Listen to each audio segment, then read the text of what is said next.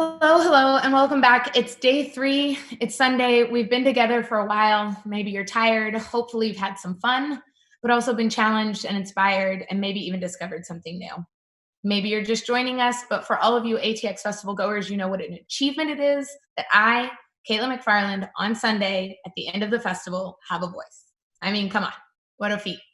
For those of you new to the festival, you'll get that next year when you come to Austin, but I have a tendency not to be able to make sounds on Sundays. Enough of that, because this panel is very important to us. It is presented by Hollywood Health and Society, which was started by Norman Lear, and is an organization dedicated to the power and responsibility and impact of story and representation.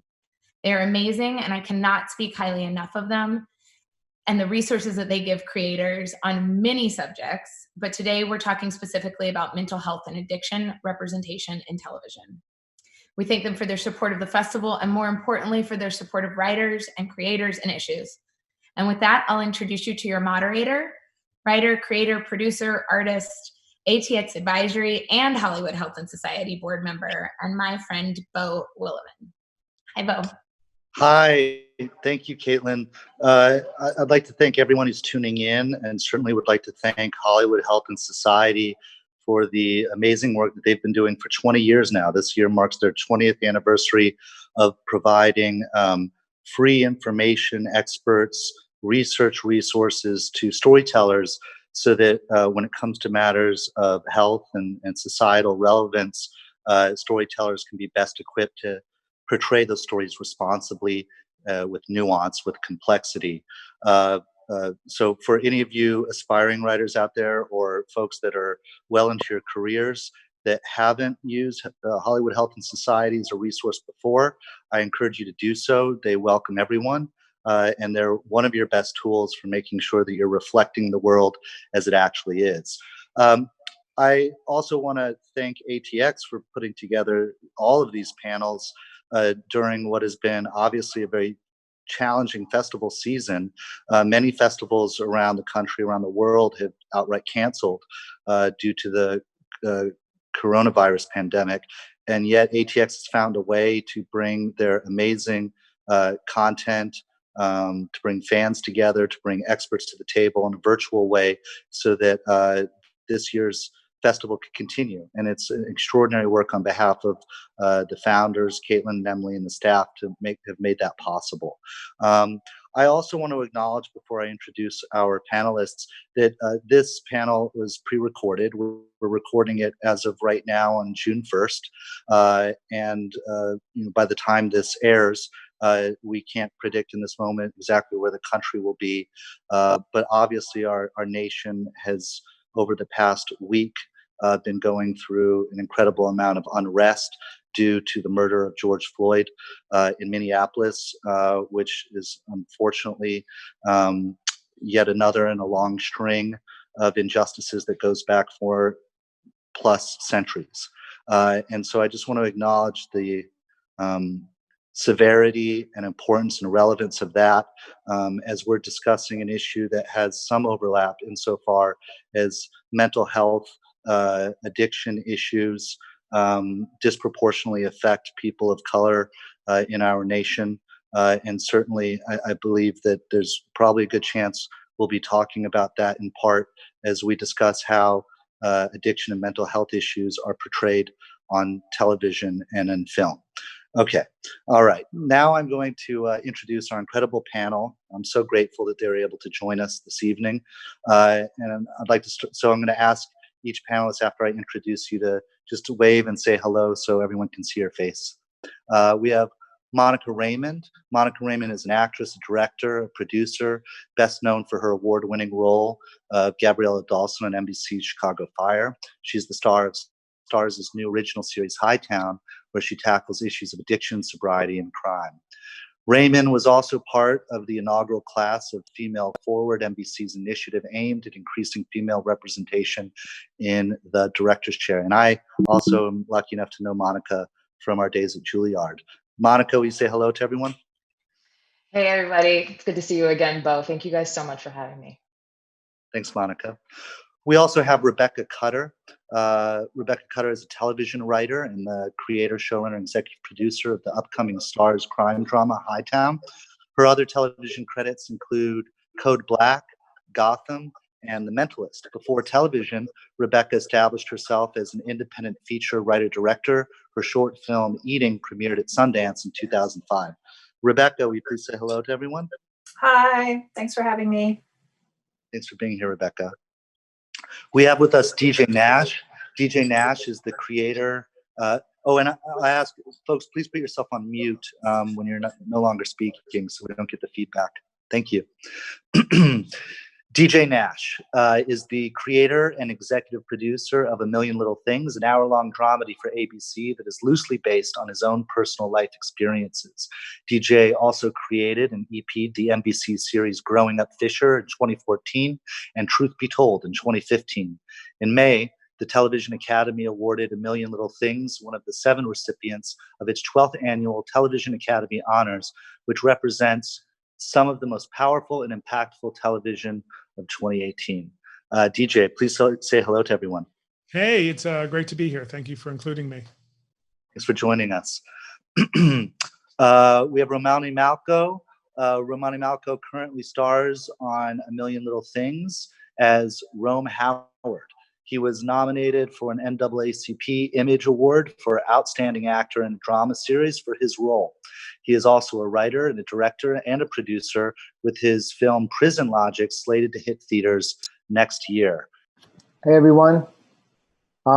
Prison Logic actually is called Tijuana Jackson's Purpose of a Prison, and it premieres July 10th. It's a pleasure to be here. I'm honored to be amongst such a star-studded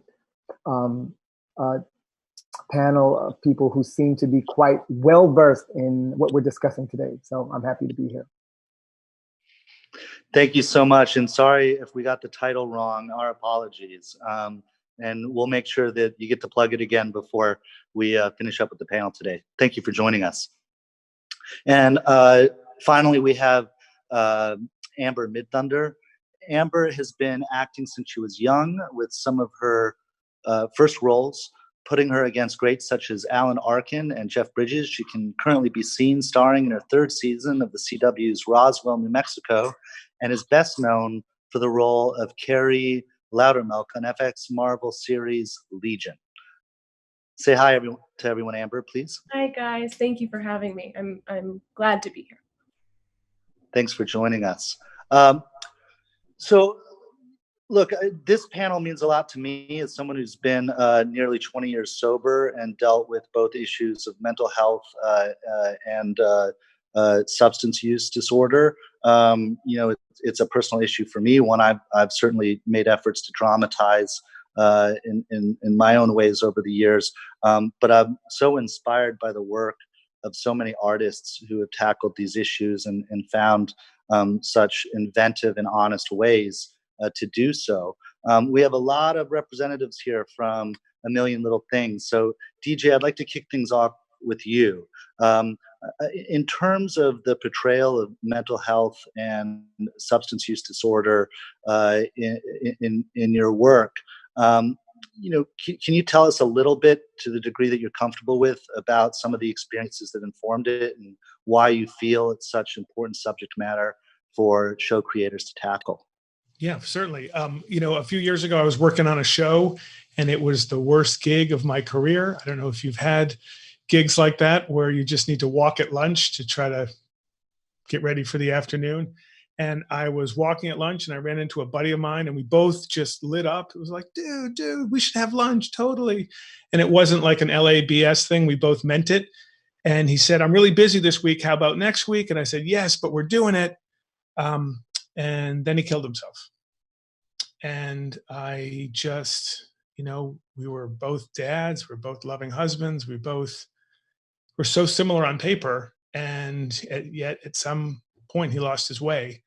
And I really wanted to do a show about that. His death was so impactful on me. I wanted to do a show about a group of friends who were all stuck in life for different reasons. And when this friend takes his life, it's just like the wake-up call they all need to finally start living. Romani, you play a character who struggles with depression and manages that depression through self-medication, even attempts suicide in A Million Little Things. Can you tell us a little bit more about your character for those who may not have had a chance to watch, what that character means to you, and what's some of the preparation that you did in order to prepare for it? Mm-hmm. I play the character of Rome Howard. He's married. And my apologies. He's married and comes from has a fairly traditional upbringing. And his father also deals with a bit of depression. But the opening of the show, he's in the process of committing suicide when he gets a phone call from one of his friends to let him know that his best friend just committed suicide. And so his best friend's suicide actually saves his life. So there's now not only this depression that he's dealing with, but there's this guilt that he's dealing with, because there's a part of him that believes that this person that he looked up to, this person that seemed to be the life of every party, seemed to be the most successful, the most achieved, the most happy, would do that. And there's now this responsibility that he didn't have before. And, you know, for my preparation, I just did a lot of reading. And then I came across a gentleman by the name of Terrence Real, who's a therapist from way back in the 80s. And he had this gem of a book titled, I Don't Want to Talk About It. And in this book, he goes through, and just cut me off whenever you need me to shut up, because I'm good at just rambling. But in this book, he goes through a series. You're all good. Take as much time as you like. Okay. All right, cool. You know what I mean? No, I'm saying. All right, so in this book, let me read you a passage from the book. In fact, no, I'm kidding. In the book, he goes through about 40 different cases of men dealing with depression before getting to a section of Black men dealing with depression. And of everything that I had read, it was the most enlightening and the most relatable. And so that book helped me understand how important the role was. And it wasn't about how good of an actor I could be, but it was really more about making sure that I represented in the most authentic way possible for the people who are actually living that life.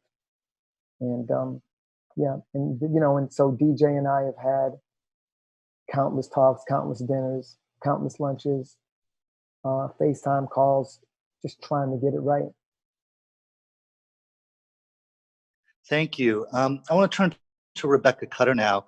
This is the first show that you've created, Rebecca, the upcoming series Hightown.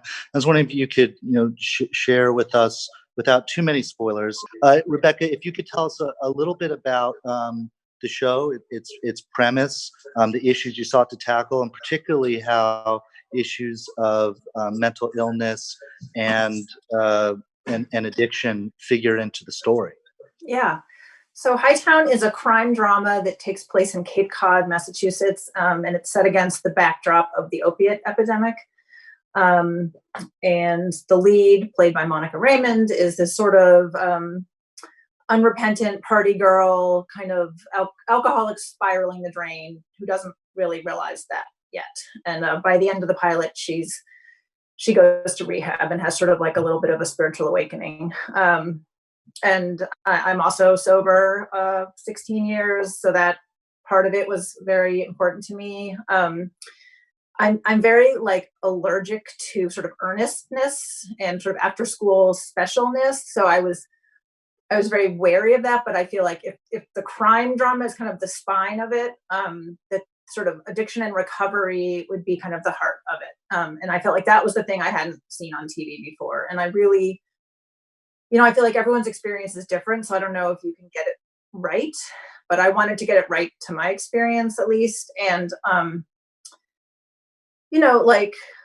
to the world of recovery, show the idea of change is possible. Also that it's not after school specialty, there's a lot of humor and a lot of, there's darkness and humor in recovery. So that was really important to me, and it was also sort of sort of my into it, because I felt like I understood that psychology really well. Now, Monica, you're playing a character on this show that is not only working through addiction, but struggling with trauma surrounding the case of you finding a dead body on the beach. And just curious, how did you prepare for this character, and how did you work with Rebecca in shaping the role? And what's your journey been like in working on this new creation together? Yeah, I mean, kind of what I want to echo what Romany was saying about working with DJ. I really, when I first read the script and I started seeing the text on the page, I knew that Rebecca Cutter was trying to do something very different, and it's very brave. And so I really, lean on Rebecca a lot. When I have a lot of questions, I go to her, and we kind of collaborate on making Jackie as well-rounded as possible, trying to do our best to authentically represent that struggle of not just sobriety, but of mental health, and trauma.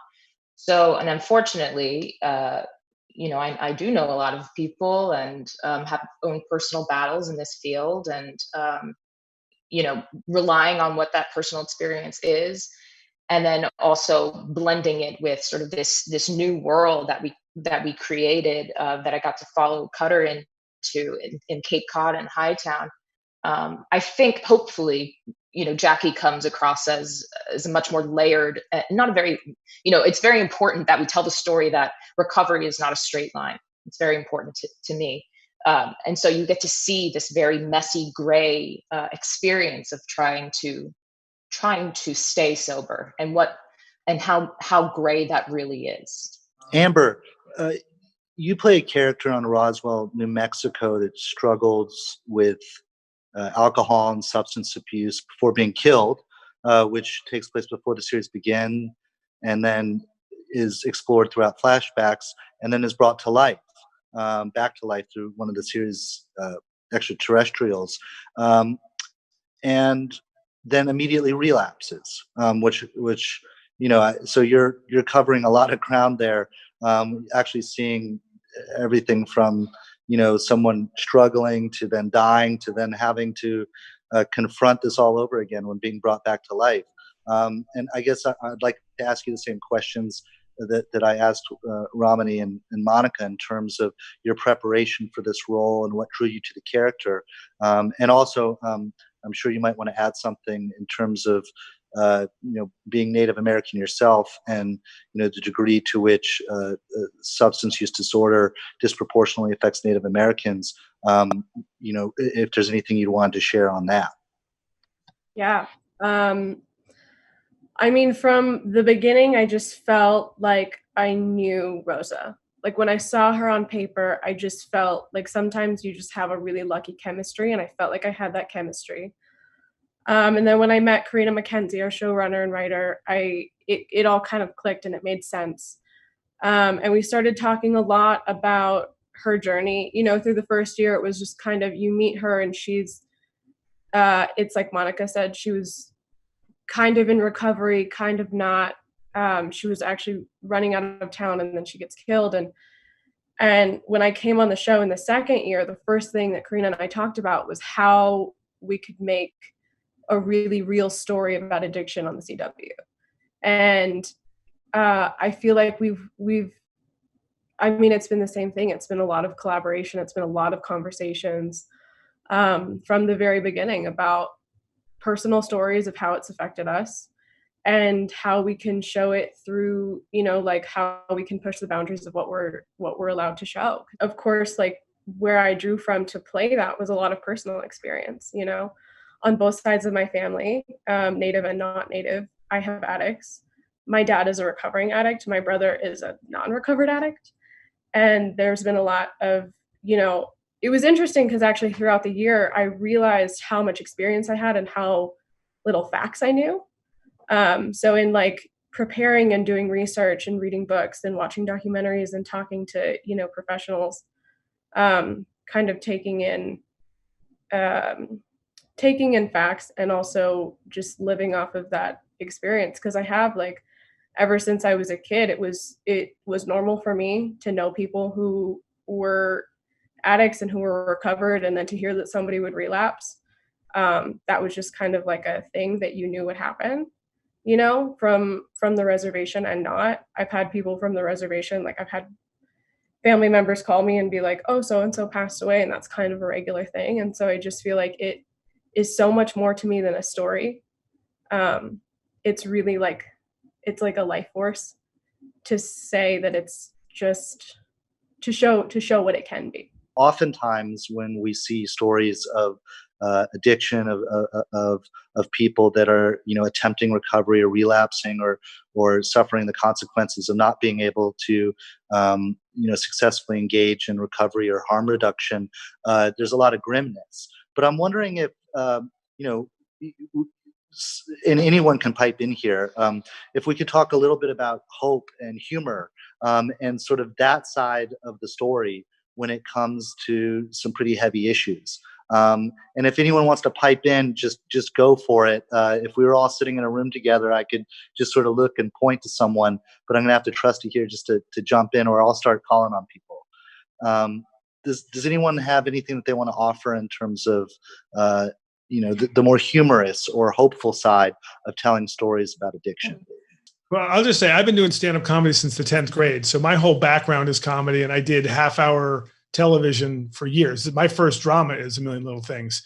And to me, comedy is such a part of the coping tools I use. And like, just when you think you can't take anymore, the world gives you a reason to laugh. You just have to be open to it. So even in pairing with Romany, like he and I had done a half-hour pilot years before, and it was his comedy that I knew we could butt right up against his humanity. And so I actually wrote the part for him. It's not a coincidence that his name's Romany and the character's name is Rome. So for us, like even from the cold open, the scene he was talking about where he was taking his life, he's got this Brita and the water filter is empty and he's about to take pills to overdose and he's worried about filtered water. So like there's a dark use of comedy in everything we do in the show. And I think it's the comedy of our show that makes it bearable.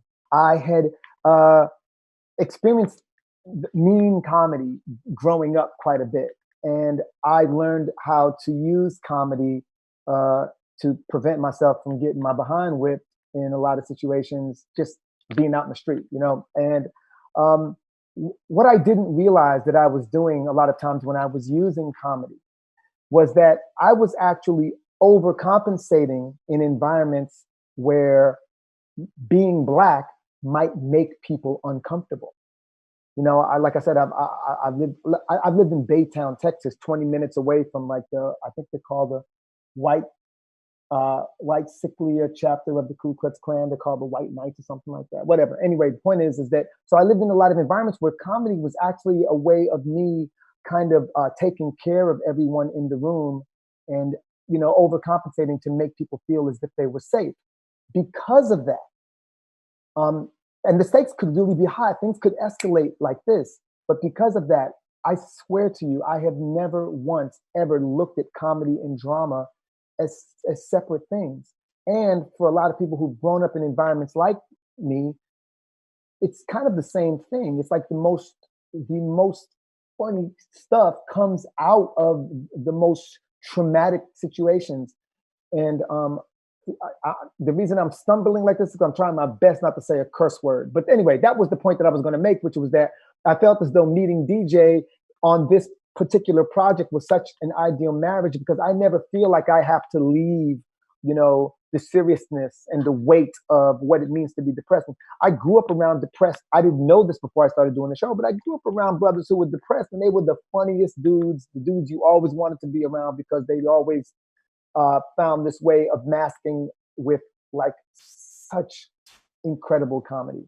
Romany, let me ask you, I have a couple questions for you, and forgive me, I believe I mispronounced your name when I was introducing you. I was reading off the screen, and so my mind just went into brain fart mode, so my apologies. But, you know, two things. One, I want you to tell us a little bit about your upcoming film, and I don't know if it deals with some of the issues that we've been talking about tonight, and even if not, it'd be great just to know a little bit more about it. Really, it started from a character that I was doing online. I created this character in 1999, particularly, or specifically to reach the people that America has written off as, you know, what do you call it? You know, just the people that America is not interested. The disenfranchised Black youth of America, and not just Black, just people of color who just, for the most part, grown up in communities where they may not have consistent sanitation or consistently working sewage or enough of a water supply. And there's a whole history behind why those communities are like that. But I'll spare you that just to say, you know, underserved communities, man. And I wanted to reach these kids with information about things like mental health, but in a way that they couldn't take it from me. Because to them, I'm just corny. So I created this character who is a hell of a lot more street, you know, because for whatever reason, there's for a number of reasons, I've grown up. I invested a lot of time in overcompensating for a lot of different things about myself, that it was a poor self-esteem, sense of abandonment.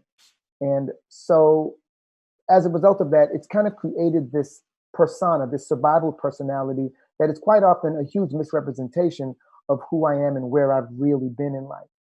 So this character gave me the opportunity to really represent myself unapologetically. And the character became quite popular. Within like 2 or 3 episodes of this online show, the New York Times had done a full page write-up about the character, because people were calling in with real life issues to speak to this ex-convict turned life coach. And it was all fictitious, but the people calling in didn't seem to know that. And so there were these 3 bumps of comedy where, well, I don't know if you call it all comedy, but there was one, what he was saying was hilarious, but 2, there was an audience that knew that it wasn't a real character, and then they were getting a laugh from the fact that people were calling in not knowing it was a real character. But I wasn't expecting people to call in like that. And so I did my best to answer honestly from personal experience and what I had learned through my own experiences. And that's how the write-up started. And then the character got really popular. And then everybody was like, oh, we got to make a movie with this character. And I ended up doing a crowdfunding campaign. And the people who loved the character then contributed to me making the movie. I was able to film the movie in 2017 from the money that I raised from the crowdfunding campaign and a few other investors. And the movie is actually really funny. Rather than try to go after all these, I couldn't make the deadline for a lot of these festivals. So I just kind of went after the festivals that were happening in places where we had raised the most money. And we just went in there and the film performed so well in all of those festivals. We won a bunch of stuff.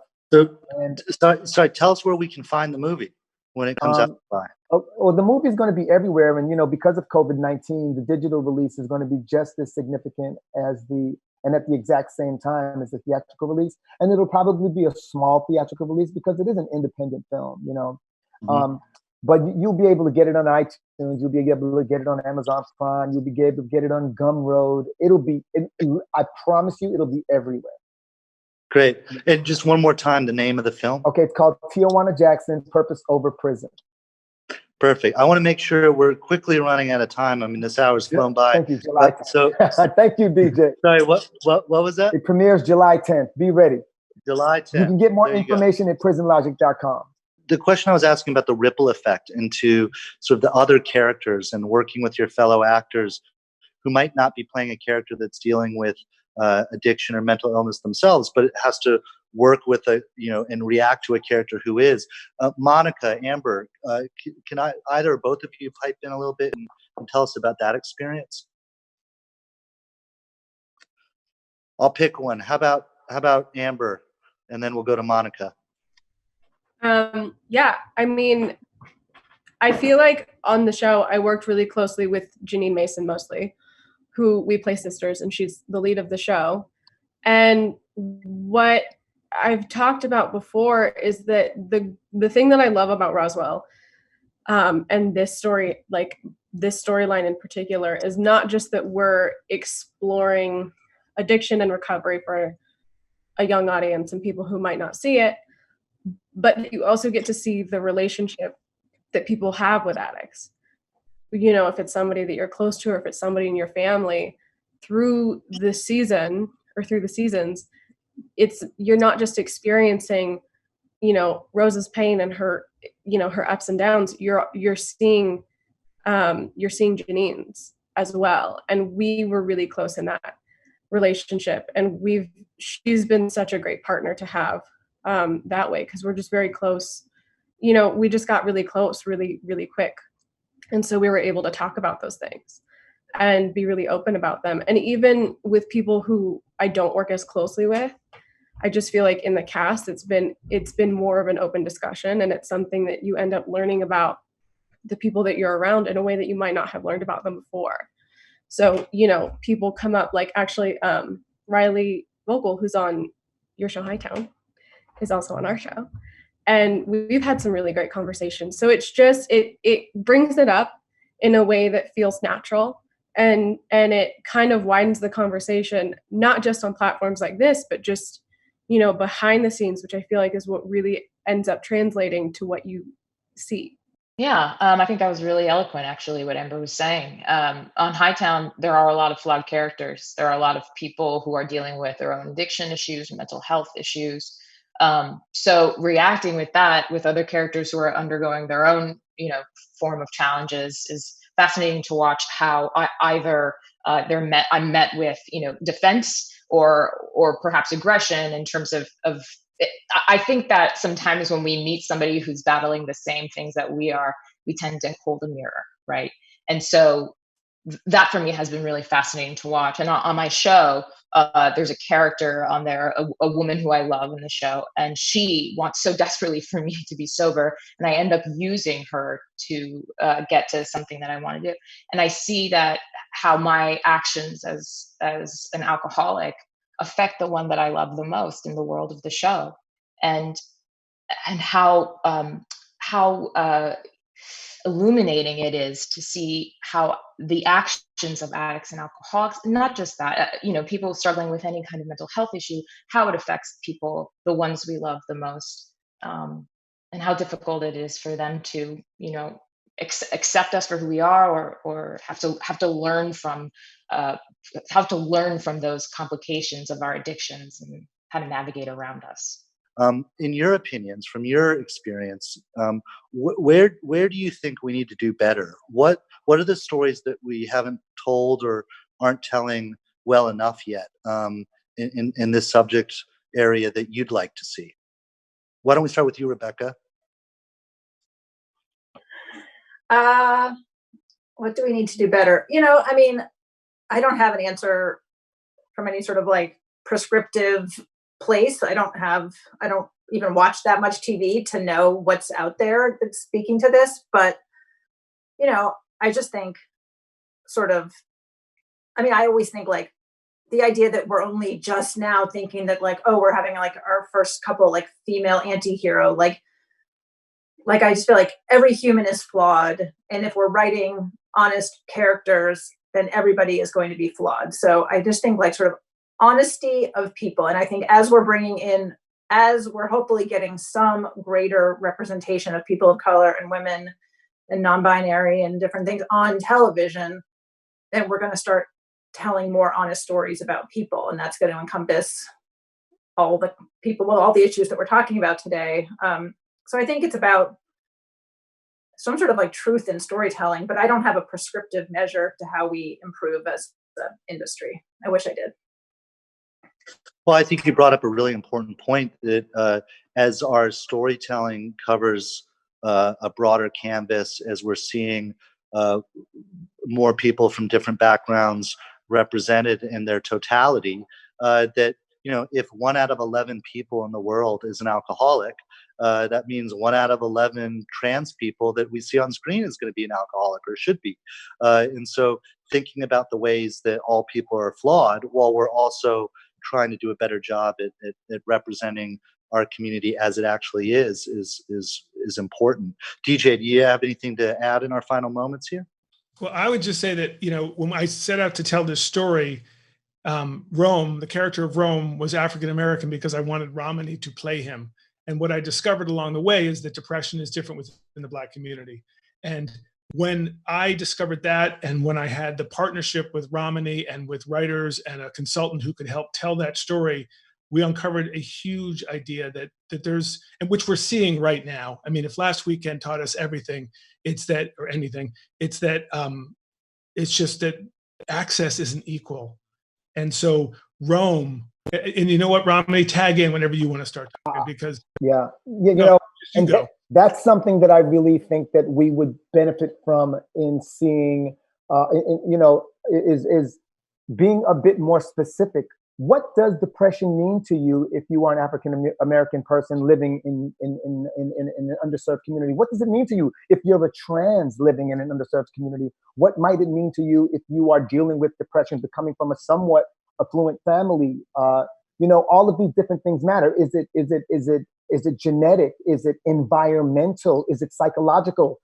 Is it biological? All of those things matter. And then because of the fact that TV, we tend to crush everything down so quickly into a small time frame.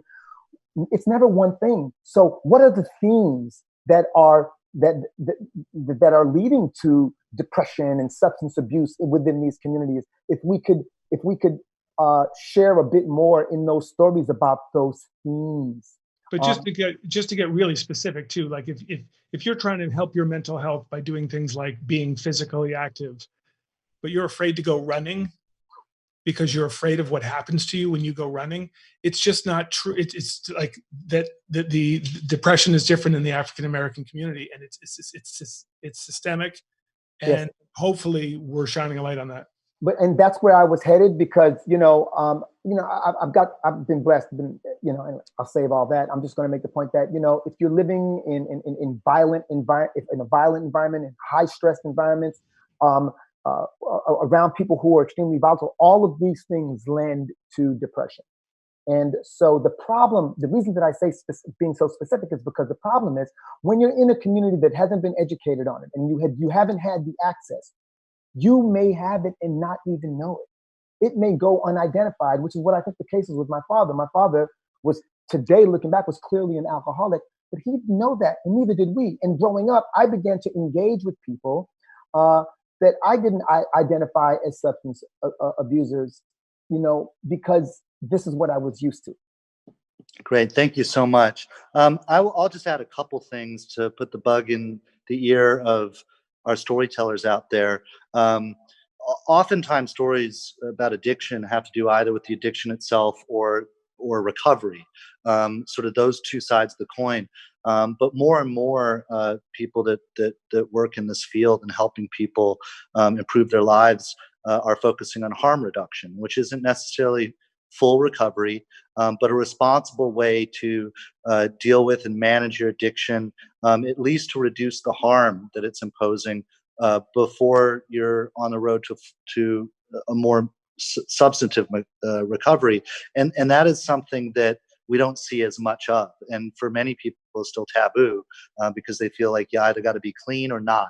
And there are a lot of things people can do that are confronting addiction to actually improve their chances of being productive, of reducing harm to themselves and those around them, and put themselves on a path towards recovery. And it'd be more interesting, I think, to see some of those stories. Another thing to keep in mind is there's been many stories over the years told about alcoholism and increasingly about the opioid crisis, which is a good thing. That we're tackling those stories, but in fact, meth is roaring to the fore as an epidemic that rivals or perhaps even surpasses the opioid epidemic, and it's something that we should be paying attention to as well. And Hollywood Health and Society really want to make sure I brought that one up, and they know their stuff. So with that, I want to thank Monica, Rebecca, DJ, Romany, and Amber for joining us. You all have so much to share, and we didn't have enough time to mine your brains and your souls for all of the insights and knowledge that you have, but we're so grateful for what you did share.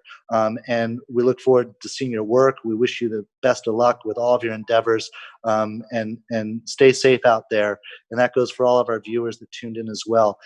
Thank you, Hollywood Health and Society, and thank you, ATX, for bringing all these great people together.